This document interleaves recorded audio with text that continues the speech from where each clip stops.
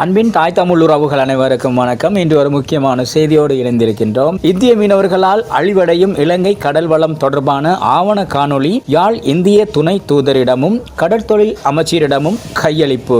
இலங்கை கடல் எல்லைக்குள் அத்துமீறி இந்திய மீனவர்கள் பாரிய இயந்திர இழுவை படகுகள் மூலம் மீன்பிடியில் ஈடுபடுவதால் இலங்கை கடல் வளங்கள் அழிவடைவது மற்றும் இலங்கை மீனவர்கள் வாழ்வாதார ரீதியாக பாதிக்கப்படுவது தொடர்பாக தயாரிக்கப்பட்ட ஆவண காணொளியானது யாழ் இந்திய துணை தூதுவர் ஸ்ரீ சாய் முரளி அவர்களிடமும் இலங்கை கடல் தொழில் அமைச்சர் ராமலிங்கம் சந்திரசேகர் அவர்களிடமும் கையளிக்கப்பட்டது. மன்னார் ஊடகவியலாளர் ஜெகன் அவர்களினால் உருவாக்கப்பட்ட ஆவண காணொளியே இவ்வாறு கையளிக்கப்பட்டது. மன்னார் மாவட்ட கடல் தொழிலாளர் சங்கங்களின் சமாச தலைவர் ராஜா குரு, செயலாளர் முகமது ஆலம், வடமாகாண கடல் தொழிலாளர் சங்கங்களின் ஊடக பேச்சாளர் அன்னராசா போன்றவர்களின் தலைமையில் இன்று காலை 11 மணியளவில் கையளிக்கப்பட்டது. குறித்த ஆவண காணொளியில் இந்திய மீனவர்கள் இலங்கை கடல் எல்லைக்குள் அத்துமீறி மீன்பிடியில் ஈடுபடுவதால் தொழில் வாழ்வாதார ரீதியாகவும் மீன்பிடி உபகரணங்களை இழந்து பாதிக்கப்பட்ட மீனவர்கள் நேரடியாக தங்களுடைய கருத்துக்களை தெரிவித்திருந்தார்கள். அதனைத் தொடர்ந்து கடல் தொழில் அமைச்சரிடமும் யாழ் இந்திய துணை தூதுவரிடமும் இலங்கை மீனவர்கள் எதிர்நோக்கும் பல்வேறு பிரச்சனைகள் தொடர்பாக குறித்து சந்திப்பை மேற்கொண்ட வடமாகாண மீனவர்களின் பிரதிநிதிகள் தெரிவித்திருந்தனர் என்பது குறிப்பிடத்தக்கது. இன்றைய தினம் ஆலம் அவர்களும் அன்னராசா அவர்களும் அவர்களுடைய சங்கத்தின் சார்பாக என்னை சந்திக்க வந்திருந்தார்கள். சந்திக்க வந்தபோது அவர்கள் ஆவண படம் ஒன்றையும் தயாரித்திருக்கிறார்கள். அதே போன்று எங்களுடைய மீனவர்களுடைய வாழ்க்கையில் ஏற்படுகின்ற பாதிப்புகள் தொடர்பாகவும் தெளிவாக விளங்கப்படுத்தியிருக்கிறார்கள். அது மாத்திரமல்ல, இந்திய மீனவர்களுடைய இலங்கைக்கான வருகை, அதன் மூலமாக ஏற்படுகின்ற தாக்கங்கள் என்ன என்பதையும் அந்த ஆவணப்படத்தில் மிக தெளிவாக சொல்லியிருப்பதை காணக்கூடியதாக இருக்கின்றது. இவைகள் கூடுதலாக அனைத்து மக்களாலும் அனைத்து ஊடகங்களாலும் பேசப்பட்ட விடயமாக இருந்த போதிலும் கூட இந்த விடயத்தை மீண்டும் அடிக்கத்தான் அம்மி நகரும் என்பது போன்று மீண்டும் மீண்டும் இந்த பிரச்சனைகளை மக்கள் மத்தியில் பேசுவதன் மூலமாக அல்லது இந்திய ஊடகங்களுக்கு பேசுவதன் மூலமாகவே இதற்கான தீர்வினை எட்ட முடியும் என்று நாங்களும் எதிர்பார்க்கின்றோம்.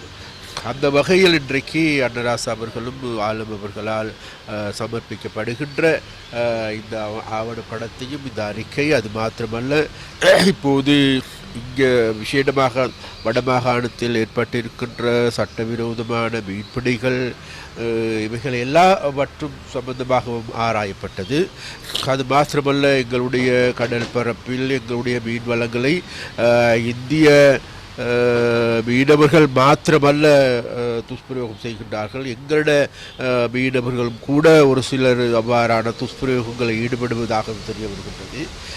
ஒரு சிலர் வெளிநாடுகளில் இருக்கின்றவர்கள் இங்கு வந்து தாங்களுக்கு செலவில் பழைய படகுகளை வாங்கி கொண்டு இங்கு இருக்கின்ற மீனவர்களை பயன்படுத்தி அதனுடைய முற்றுமுழுதான லாபத்தை வெளிநாடுகளுக்கே கொண்டு செல்லுகின்ற போக்கும் கூட காணக்கூடியதாக இருக்கின்றது.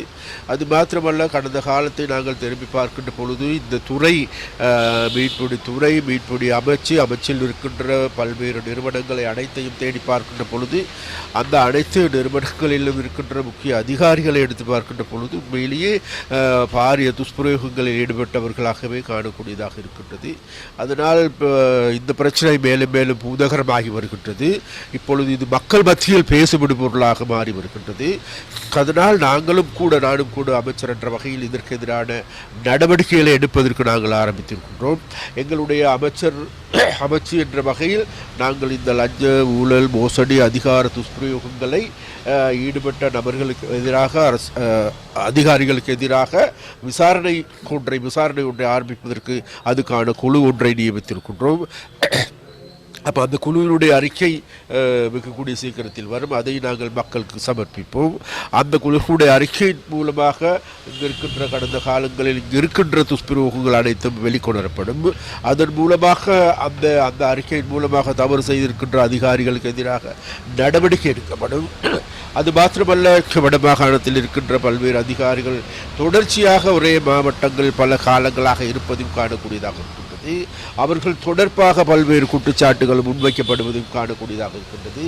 மீனவர்கள் எடுத்துக்கொண்டாலும் சரி, அவர்களுக்கு தேவையான வேலைகளை துரிதமான முறையில் செய்து கொடுக்காத குற்றச்சாட்டு மீனவர்களால் தொடர்ச்சியாக முன்வைக்கப்படுகின்ற காரணங்களும் இருக்கின்றது. இவை எல்லாமே உற்றுப்பார்க்கின்ற பொழுது நிச்சயமாக இதில் கூடிய சீக்கிரத்தில் இதில் பெரிய ஒரு மாற்றத்தை செய்தே ஆக வேண்டும் என்கின்ற நிலைக்கு எங்களுடைய அமைச்சு வந்திருக்கின்றது. அதனால் கூடிய சீக்கிரத்தில் விசேடமாக வடமாகாணத்தில் இருக்கின்ற இந்த அதிகாரிகள் தொடர்பான ஒரு நல்ல முடிவினை, அதாவது மக்களுக்கு சார்பான, மீனவர்களுக்கு சார்பான முடிவுகளை எடுப்பதற்கு நாங்கள் தீர்மானித்திருக்கின்றோம்.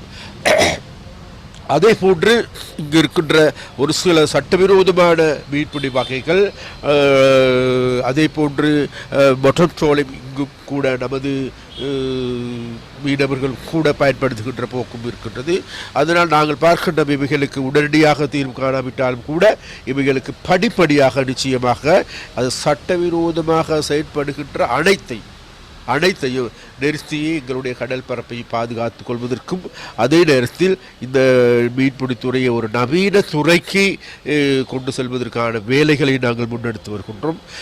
இப்பொழுதும் கூட எங்களுக்கு ஆழ்கடை, அதாவது சர்வதேச கடல் பரப்பில் சென்று மீன்பிடிப்பதற்கான சந்தர்ப்பம் கிடைத்திருக்கின்றது. அதற்கான போதுமான வள்ளங்கள் இல்லை, படகுகள் இல்லை. அந்த படகுகளை தயாரிப்பதற்கும் படகுகளை பெற்றுக் கொடுப்பதற்கும் ஒரு சில நாடுகள் முன்வந்திருக்கின்றன. ADB முன்வந்திருக்கின்றன, ஆஸ்திரேலியா முன்வந்திருக்கின்றன, அதே போன்ற ஜப்பான் முன் வந்திருக்கின்றது. அப்போ அந்த திசையில் வருகின்ற பொழுது நிச்சயமாக எங்களுடைய மீன்பிடித்துறையை இதைவிட வேறு திசையை நோக்கி கொண்டு சொல்லுகின்ற வேலையை முன்னெடுக்க வேண்டும். அதே போன்று இப்பொழுது பல்வேறு தரப்பாலும் குற்றம் சுமத்தப்படுகின்ற இந்த கடல் அட்டை உற்பத்தி எடுத்துக்கொண்டாலும் சரி, கடல் பண்ணைகள் எடுத்துக்கொண்டாலும் கூட இதில் பல்வேறு குளறுபடிகள் இருப்பது நாங்கள் மிக தெளிவாக கண்டிருக்கின்றோம். அதில் உரிய நபர்களுக்கு கொடுக்கப்பட்டிருக்கின்றதா என்று நாங்கள் தேடி பார்க்க வேண்டிய தேவை இருக்கின்றது. அல்லது கடல் அட்டை, கடல் குஞ்சுகள் எங்கிருந்து பெற்றுக் கொள்கின்றார்கள் என்பது தொடர்பாக நாங்கள் தேடி பார்க்கணும். இவைகள் அனைத்தும் ஊடாக நாங்கள் பார்க்கின்ற பொழுது மிகவும் ஒரு சிக்கலான நிலைமைகள் தான் இருக்கின்றது. இவைகளை நாங்கள் ஒரு சரியான பொறிமுறையின் கீழ் கொண்டு வருவதற்கான நடவடிக்கைகள் எடுத்து வருகின்றோம். நிச்சயமாக நாங்கள் எதிர்பார்க்கணும் எதிர்வரும் காலங்களில் இந்த நல்ல நடவடிக்கைகளை முன்னெடுத்து எங்களுடைய கடல் பரப்பை பாதுகாத்து கொண்டு எங்களுடைய மீனவர்களுடைய வாழ்க்கையை மேம்படுத்துவதற்கான நடவடிக்கைகள் எடுப்பதே எங்களுடைய அரசினுடைய நோக்கமும் குறிக்கோளும் ஆகும். வணக்கம், எனது பேர் முகமது ஆலம். நான் மன்னார் மாவட்ட மீனவ கூட்டுறவு சங்க சமாசத்தின் செயலாளர். குறிப்பாக இன்றைய தினம் மன்னார் மாவட்ட மீனவர்கள் பாதிக்கப்படுகின்ற பல விடயங்களை, குறிப்பாக இந்திய மீனவர்களின் வருகையினால் எமது கடல் வளம் அளிக்கப்படுவது, எமது மீனவர்களின் வாழ்வாதாரம் அளிக்கப்படுகின்ற விடயங்களை ஆவண ரீதியாக ஒளிப்பது செய்து இன்று கௌரவ கடற்றொழில் அமைச்சர் ஊடாக அதிமேதக ஜனாதிபதி அவர்களுக்கு கையளிப்பதற்காக நாங்கள் இன்று அவரிடம் கையெழுத்திருக்கின்றோம். நாங்கள் கலந்து கொண்ட அந்த சிநேகபூர்வ நிகழ்வானது உண்மையில் சந்தோஷமடைகின்றோம். அமைச்சர் அவர்கள் எங்களால் வழங்கப்பட்ட அந்த ஒளிப்பதிவை முழுமையாக பார்வையிட்டு அதில் உள்ள விடயங்களை, நடந்திருக்கின்ற விடயங்களை அவர் அறிந்து கொண்டார். உண்மையிலேயே அது வரவேற்கத்தக்கது. நாங்கள் முன்னாள் அமைச்சர்களை பார்த்திருக்கின்றோம், அதை வேங்கி வைத்து நான் பிறகு பார்த்துக் கொள்கின்றேன், வேறு விடயங்களை பேசுவோம் என்பார்கள். ஆனால் அமைச்சர் அவ்வாறு இல்லாமல் அதை முழுமையாக பார்வையிட்டு அதில் உள்ள கூற வருகின்ற அந்த மீனவர்கள் கூற வருகின்ற அவர்களின் துன்பங்களை கூற வருகின்ற போது அதை செவிமடுத்திருக்கின்றார். எனவே இந்த இந்திய மீனவர் வருகை முழுமுழுதாக கட்டுப்படுத்த வேண்டும் என்ற அவர் தீவிரமாக இருக்கிறது. அது சார்ந்த அரசும் தீவிரமாக இருக்கின்றது. நாங்கள் பல தடவைகள் குறிப்பிட்டே வருகின்றோம். எனவே இந்திய மீனவர் வருகை முற்றுமுழுதாக நிப்பாட்டப்படும் பட்சத்தில் தான் வடபகுதி கடற்பரப்பு உண்மையில் இந்த வாழ்வாதாரங்களை பெறக்கூடிய இந்த மன்னார் மாவட்டமாக இருந்தாலும் சரி, வடபகுதியில் இருக்க ஏனைய மாவட்டங்களை சார்ந்தவர்களுக்கும் அது பலனளிக்கும் என்பது எமது கருத்தாகும். எனவே உரிய நடவடிக்கையை விரைவாக எடுக்குமாறு கௌரவ கடற்றொழில் அமைச்சரையும் இந்த அரசாங்கத்தையும் நாங்கள் கேட்டுக்கொள்கின்றோம். நன்றி. வணக்கம், என்னுடைய பேர் அன்னராசா. இன்று மன்னார் மாவட்ட மீனவ அமைப்புகளினால் தயாரிக்கப்பட்ட அந்த குறும்பட காணொலியை கடற்றொழில் அமைச்சரிடம் கையெழுத்திருக்கின்றோம். அது தொடர்பாக நிரந்தர தீர்வை வலியுறுத்தி அதை நாங்கள் இன்று வழங்கியிருக்கின்றோம். அதே போன்று புதிதாக கொண்டு வரப்பட இருக்கின்ற கடற்தொழில் திருத்த சட்டம் தொடர்பாக அமைச்சரோடு கலந்துரையாடிய போது இன்றைய தினம் அமைச்சர் அந்த பிரதிகளை வடமாகாணத்தில் இருக்கிற மீனவ அமைப்புகள் மற்றும் தேவைப்படுவோருக்கு வழங்குவதாக தெரிவித்திருக்கிறார். அது வழங்கிய பின்பு அந்த கால அவகாசத்தை நீடித்து தருமாறு ஒரு கோரிக்கையை நாங்கள் விட்டிருக்கின்றோம். ஏனென்றால் 25ஆம் தேதியோடு அந்த கால அவகாசத்தை முறிவுறுத்துமாறு அமைச்சர் அறிவுறுத்தியிருந்தார். ஆனால் சட்டம் எங்களுடைய கையுக்கு கிடைக்காதபடியினால் அந்த கால அவகாசத்தை நீடித்து அந்த சட்டத்தை மீனவர்களுக்கு தெளிவுபடுத்துவதற்குரிய ஒரு சந்தர்ப்பத்தை ஏற்படுத்தி தர சொல்லி கேட்டிருக்கின்றோம். அதை சாதகமாக பரிசீலிப்பதாக கூறியிருக்கின்றார். எனவே அந்த புதிய கடத்தொழில் சட்ட திருத்தம் கடந்த அரசாங்கத்தில் வந்தபோதும் கூட நாங்கள் அதனை கடுமையாக எதிர்த்திருந்தோம். ஆனால் புதிய அதில் சில மாற்றங்கள் கொண்டு வரப்பட்டிருப்பதாகவும் மீனவருக்கு நன்மை இருப்பதாகவும் கடற்றொழில் அமைச்சர் கூறுகின்றார். அது இன்றைய அவர் எங்களுக்கு கையளித்த போது நாங்கள் அதை வேண்டி படித்து அதில் என்ன இருக்கிறது, என்ன மாற்றம் செய்ய வேண்டும் என்ற பிரச்சனையை வடமாகாண ரீதியிலே கடற்றொழில் அமைச்சருக்கு நாங்கள் சமர்ப்பிக்க இருக்கின்றோம். அதேபோன்று வடமாகாணத்திலே இருக்கின்ற இப்போ இந்த கடற்தொழில் திணைக்களங்கள் அல்லது கடற்தொழிலோடு சம்பந்தப்பட்ட சில அதிகாரிகள் அரசாங்கத்துக்கு ஒன்றும் மீனவருக்கும் ஒன்றையும் தெரிவித்து வருகின்றார்கள். அது தொடர்பாகவும் நாங்கள் விரிவாக பேசியிருக்கின்றோம். எது எப்படியாக இருந்தாலும் வடக்கு கடற்தொழிலாளர்களுடைய நிலையிலே ஒரு மாற்றம் ஒன்று வர வேண்டும், எங்களுடைய கடலிலே நாங்கள் சுதந்திரமாக தொழில் செய்யக்கூடிய ஒரு நிலையை உருவாக்க வேண்டும் என்பதை மீண்டும் ஒரு முறை கடற்தொழில் அமைச்சருக்கு வலியுறுத்தி இருக்கின்றோம். பல்வேறு வேலைப்பளுவாக இருந்தாலும் கூட இன்றைய தினம் இந்த ஆவணப்படத்தையும் பெற்று இலங்கை இந்திய மீனவர் பிரச்சினை தொடர்பாகவும் ஆக்கப்பூர்வமான நடவடிக்கை எடுப்பதற்கு முயற்சிப்பதாக கூறியிருக்கின்றார் என்ற செய்தியோடு இந்த சந்திப்பை நாங்கள் நிறைவு செய்கின்றோம். எங்களையும் அழைத்து சந்தித்தமைக்கு கடற்றொழில் அமைச்சருக்கு நன்றியை தெரிவித்துக் கொள்கின்றோம். நன்றி. අද දින මන්නාරම් දිස්ත්‍රික්කයේ ඉඳලා ඒ දීවර සංගම්වල සභාපති ආලම් සහෝදරයාත් ඒ වගේම අන්නරාස සහෝදරයා ඇතුළු තව පිරිසක් මේකට සහභාගී වුණා. ඒගොල්ලෝ මෙතෙක් කාලයක් වීඩියෝ ගත කරපු වීඩියෝ පටියක් මට ඉදිරිපත් කරා. ඒකේ තුල තියෙන දැනට මන්නාරම් දිස්ත්‍රික්කයේ ජීවත් වෙන දීවරයන් මූණ දෙන ගැටලු පිළිබඳව කතා කරලා තිබෙනවා. ඒ වගේම ඉන්දිය දීවරයන්ගේ රටට පැමිණීම හරහා අපිට වෙන හානිය පිළිබඳව කතා කරලා තිබුණා. ඒගොල්ලන්ට වැළපෙන සිද්ධීන් මාලාවක්ම තිබෙනවා. ඒ නිසා අපි විශේෂයෙන්ම අපේ දීවර අමාත්‍යාංශය ඇටියට මෙන්න මේ ප්‍රශ්නය ගැන දැඩි සැලකිල්ලට ලක් කරලා තිබෙනවා.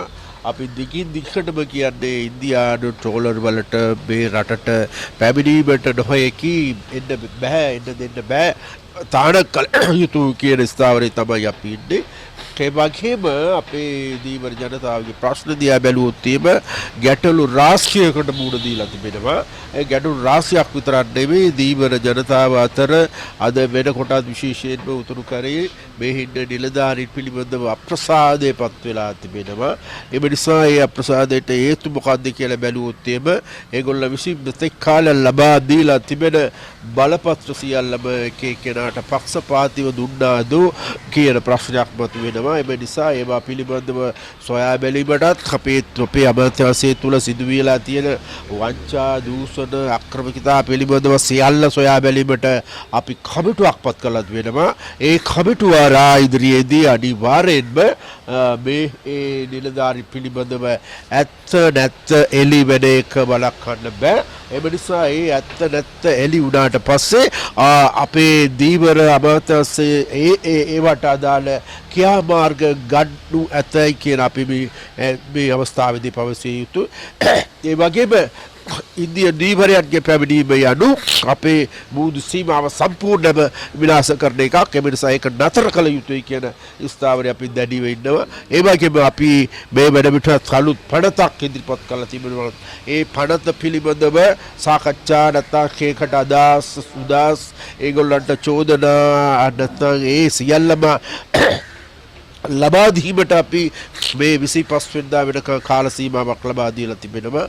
ඒ කාල සීමාව ඕන තව දවස් 5ක විතර වැඩි කරලා හරි කමන්න උතුරේ ජනතාවගේ උතුරු දීවරයන්ගේ ගැටලු සහ ඒ පනත් පිළිබඳව තමන්ගේ අදහස් ඒවට යම්කිසි වෙනසක් කරන්න ඕන නම් ඒ වෙනස්කම් සියල්ලම ලබා දෙන්න කියලා අපි ඉල්ලා සිටලා තිබෙනවා. ඒ නිසා ඉදිරියේදී අනිවාර්යයෙන් මෙන්න මේ ඒ ඔක්කොම ලබාගෙන අලුත් පනතක් අපි ගේනවා. අලුත් පනත ගිහින් මේ අලුත් දිශාවකට ආරා මේ දීවර කර්මාන්තයේ යෙදිය යුතුව තිබෙනවා. ඒ යෙදීම සඳහා අපි සියලුම පැත්තෙන් නෛතික පැත්තෙන් හරි ඒ සියලුම පැති වලින් අපි අපේ දීවර පනත ශක්තිමත් දීවර පනතක් බවට පත් කරගෙන මෙතෙක් කාලයක් නීති විරෝධී ලෙස ලීගල් ඇන්ඩ් ඉලීගල්ලි පිසින් කරන සියල්ලම ඉලීගලි පිසින් කරන සියල්ලම නතර කිරීමට අපි ඉදිරියේදී වැඩ කටයුතු කරනවා කියන එක අපි මේ අවස්ථාවේදී පවසන්න ඕනේ.